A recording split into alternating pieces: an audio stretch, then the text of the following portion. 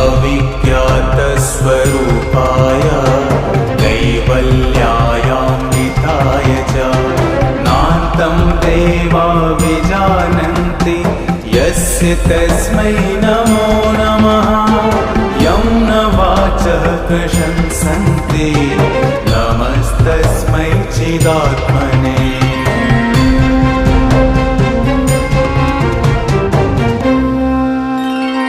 योगिनो यं हृदः कोशे प्रणिधानेन निश्चलाः ज्योतिरूपं प्रपश्यन्ति तस्मै श्रीब्रह्मणे नमः। कालात् पराय कालाय स्वेच्छया पुरुषाय च गुणत्रयस्वरूपाय नमः प्रकृतिरूपिणे।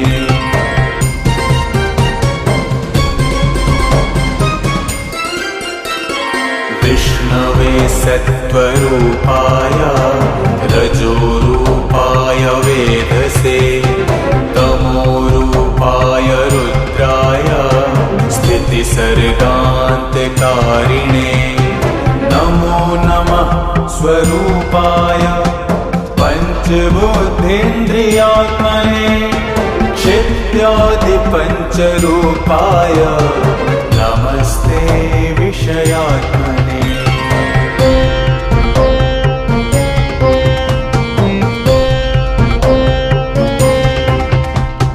नमो ब्रह्माण्डरूपाय तदन्तर्वर्तिने नमः। अर्वाचीन पराचीन विश्वरूपाय ते नमः। अचिन्त्य नित्यरूपाय सदसत्पतये नमः। नमस्ते भक्तकृपया स्वेच्छाविष्कृतविग्रह।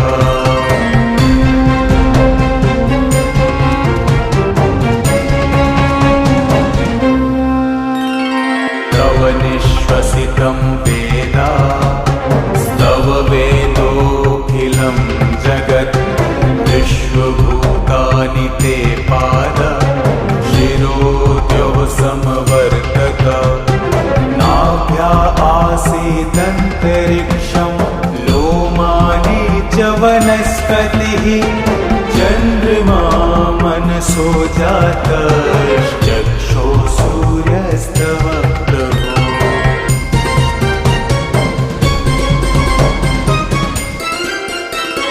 त्वमेव सर्वं त्वयिदेव सर्वं सर्वस्तुतिस्तव्य इह त्वमेव। ईशत्यावास्यमिदं हि सर्वं नमोऽस्तु भूयोऽपि नमो नमस्ते। नमोऽस्तु भूयोऽपि नमो नमस्ते। नमो नमस्ते नमो नमस्ते।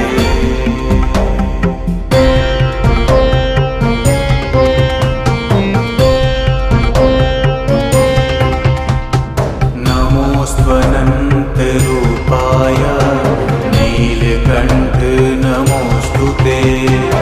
अविज्ञातस्वरूपाय कैवल्यायान्विताय च नान्तं देवा विजानन्ति यस्य तस्मै नमो नमः।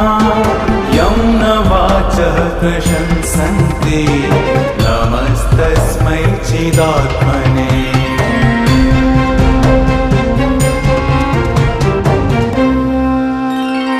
योगिनो यं हृदः कोशे प्रणिधानेन निश्चलाः ज्योतिरूपं प्रपश्यन्ति तस्मै श्रीब्रह्मणे नमः। कालात् पराय कालाय स्वेच्छया पुरुषाय च गुणत्रयस्वरूपाय नमः प्रकृतिरूपिणे।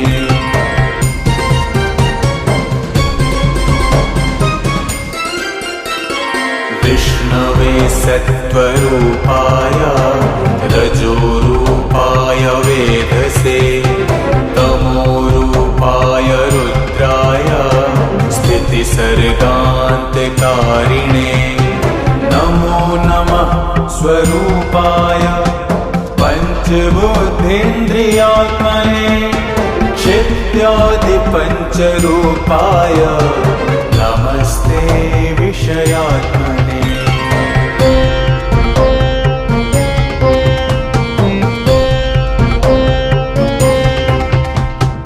नमो ब्रह्माण्डरूपाय तदन्तर्वर्तिने नमः अर्वाचीन पराचीन विश्वरूपाय ते नमः अचिन्त्यनित्यरूपाय सदसत्पतये नमः नमस्ते भक्तकृपया स्वेच्छाविष्कृतविग्रह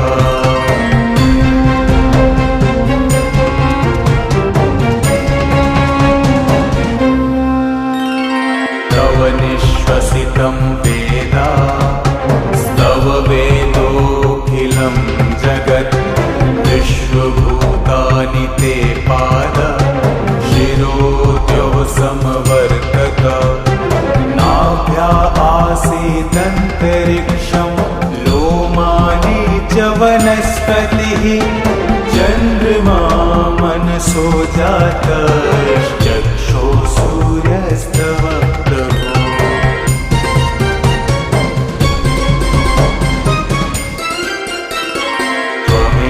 सर्वं त्वयिदेव सर्वं सर्वस्तुतिस्तव्य इह त्वमेव ईशत्यावास्यमिदं हि सर्वं नमोऽस्तु भूयोऽपि नमो नमस्ते नमोऽस्तु भूयोऽपि नमो नमस्ते नमो नमस्ते नमो नमस्ते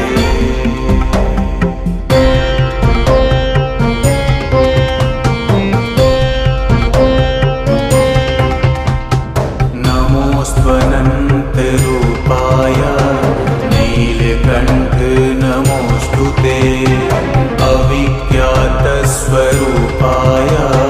कैवल्यायान्विताय च नान्तं देवा विजानन्ति यस्य तस्मै नमो नमः यं न वाचः प्रशंसन्ति नमस्तस्मै चिदात्मने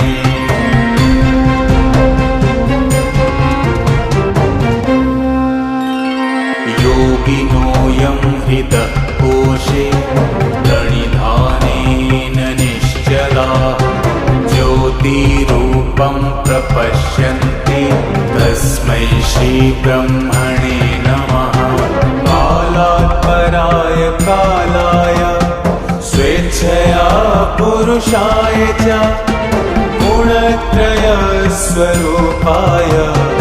नमः प्रकृतिरूपिणे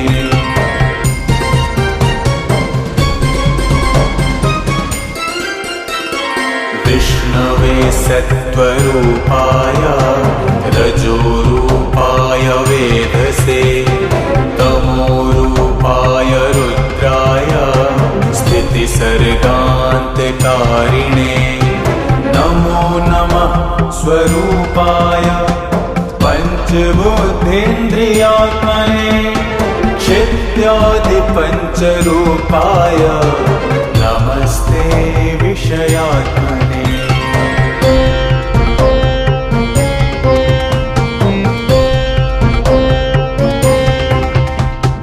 नमो ब्रह्माण्डरूपाय तदन्तर्वर्तिने नमः अर्वाचीन पराचीन विश्वरूपाय ते नमः अचिन्त्यनित्यरूपाय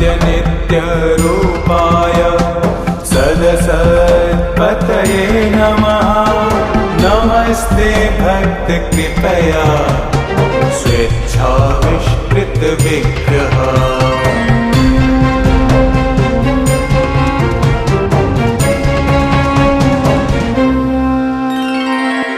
निश्वसितं वेदा स्तव वेदोऽखिलं जगत् विश्वभूतानि ते पाद शिरोद्यो समवर्तक आसीदन्तरिक्षं लोमानि च वनस्पतिः चन्द्रमा मनसो जातश्चक्षो सूर्यस्तव प्रभो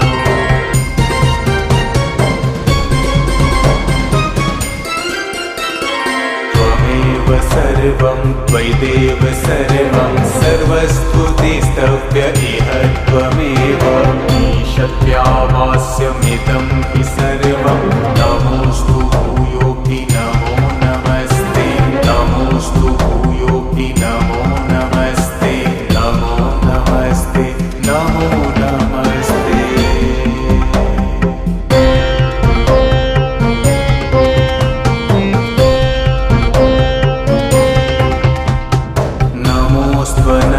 नमोऽस्त्वनन्तरूपाय नीलकण्ठ नमोऽस्तु ते अविज्ञातस्वरूपाय कैवल्यायान्विताय च नान्तं देवा विजानन्ति यस्य तस्मै नमो नमः यं न वाचः प्रशंसन्ति नमस्तस्मै चिदात्मने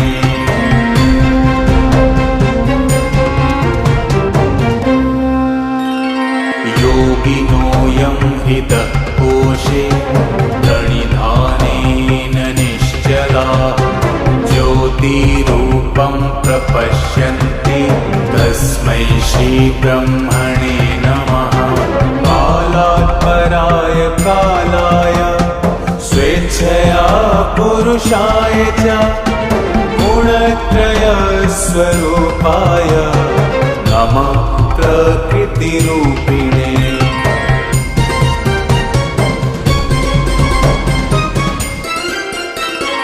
विष्णवे सत्त्वरूपाय रजोरूपाय वेधसे तमोरूपाय रुद्राय स्थितिसर्गान्तकारिणे नमो नमः स्वरूपाय पञ्चबुद्धीन्द्रियात्मने क्षित्यादिपञ्चरूपाय नमस्ते विषयात्मने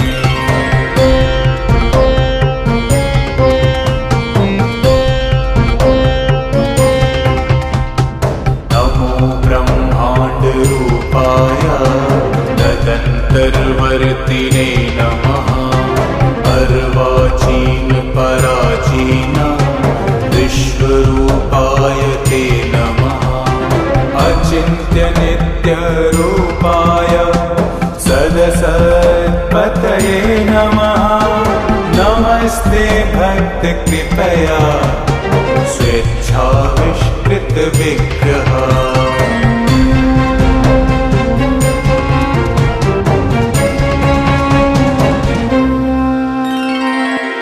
निश्वसितं वेदा स्तव वेदोऽखिलं जगत् विश्वभूतानि ते पाद शिरोद्योः समवर्तक नाभ्या आसीदन्तरिक्षं लोमानि च वनस्पतिः चन्द्रमा मनसो जातश्चक्षो सूर्यस्तव प्रभो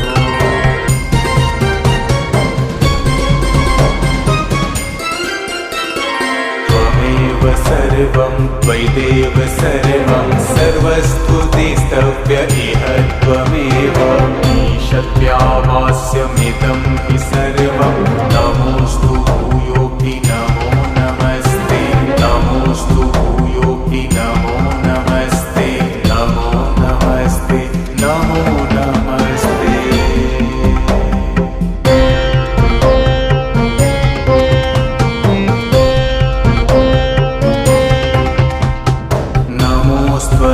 नमोऽस्त्वनन्तरूपाय नीलकण्ठ नमोऽस्तु ते अविज्ञात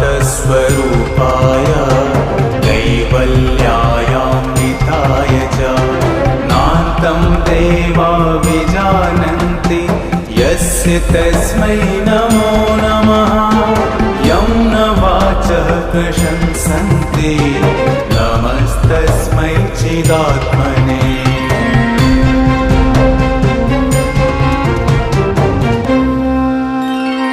योगिनोऽयं हृतः कोशे प्रणिधानेन निश्चला ज्योतिरूपं प्रपश्यन्ति तस्मै श्रीब्रह्मणे नमः।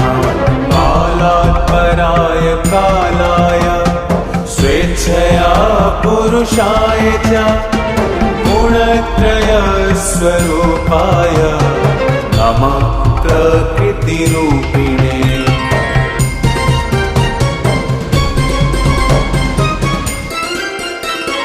विष्णवे सत्त्वरूपाय रजोरूपाय वेधसे तमोरूपाय रुद्राय स्थितिसर्गान्तकारिणे नमो नमः स्वरूपाय पञ्चबुद्धीन्द्रियात्मने क्षित्यादिपञ्चरूपाय नमस्ते विषयात्मने।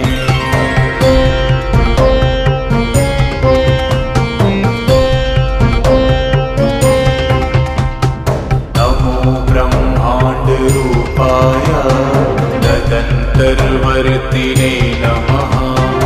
अर्वाचीन पराचीन विश्वरूपाय ते नमः। अचिन्त्य नित्यरूपाय सदसत्पतये नमः। नमस्ते भक्तकृपया स्वेच्छाविष्कृतविग्रह।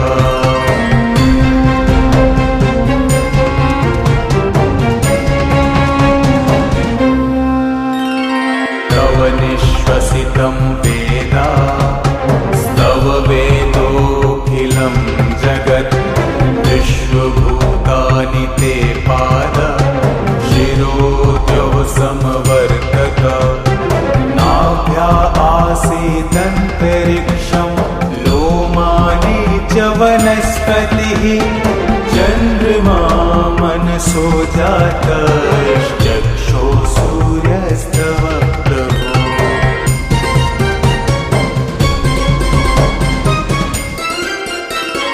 त्वमेव सर्वं त्वयिदेव सर्वं सर्वस्तुतिस्तव्य इह त्वमेव। ईशत्यावास्यमिदं हि सर्वं नमोऽस्तु भूयोऽपि नमो नमस्ते। नमोऽस्तु भूयोऽपि नमो नमस्ते। नमो नमस्ते नमो नमस्ते।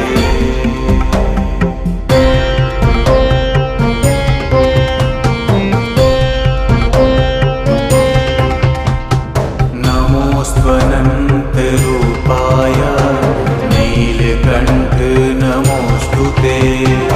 अविज्ञातस्वरूपाय कैवल्यायान्विताय च नान्तं देवा विजानन्ति यस्य तस्मै नमो नमः। यं न वाचः प्रशंसन्ते नमस्तस्मै चिदात्मने।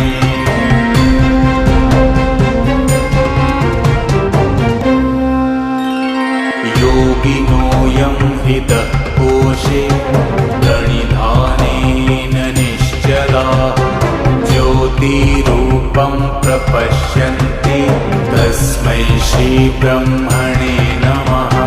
कालात् पराय कालाय स्वेच्छया पुरुषाय च गुणत्रयस्वरूपाय नमः प्रकृतिरूपिणे।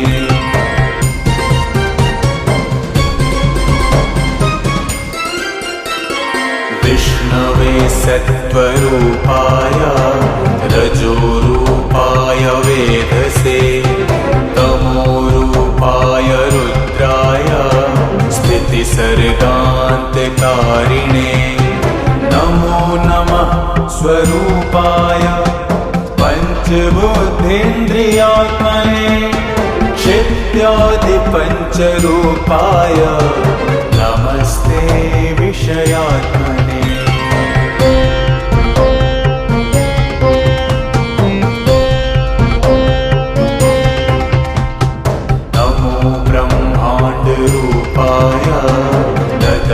सर्वर्तिने नमः अर्वाचीन पराचीन विश्वरूपाय ते नमः अचिन्त्य नित्यरूपाय सदसत्पतये नमः नमस्ते भक्तकृपया स्वेच्छाविष्कृतविग्रह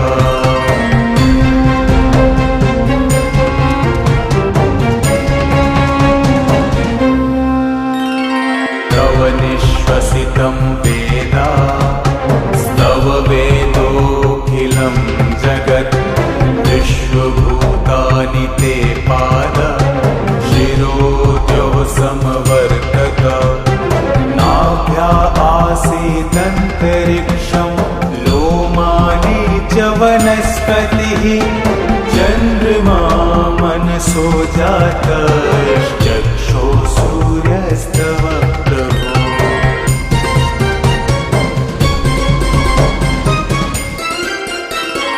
त्वमेव सर्वं त्वयिदेव सर्वं सर्वस्तुतिस्तव्य इह त्वमेव ईशत्यावास्यमिदं हि सर्वं